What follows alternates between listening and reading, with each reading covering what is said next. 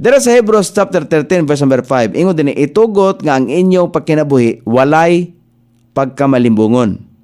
Og magkontento pinagi ni anang mga butang nga inyong gibatunan. Kay siya miingon, ako dili gayod mo biya kanimo. Ni mo salikway kanimo. Ang Ginoo dili mo biya. Kabalo man ang Ginoo unsay niya sa atong kasing-kasing. Kinatang mangayo gayod og kaalam gikan sa Dios. Ang iyang standard mo atong sundon. Ang usa ka magtotoo mao ang kontento sa iyang nabatunan. Karon, wala kini nagpasabot nga ang usa ka magtotoo dili mangandoy aron mapauswag ang iyang kaugalingon. Dili na ingon niya na.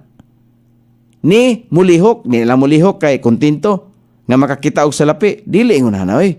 Wala man ta gitudloan og pagtinapulan. Og magmaalamon sa pagpamuhunan. Kontento sa usa ka butang nga dili komplikado. Ang gipasabot dinhi nga kontento ba sa mga butang nga dili komplikado? Ayaw pagsulod sa mga transaksyon nga dili iya sa Dios.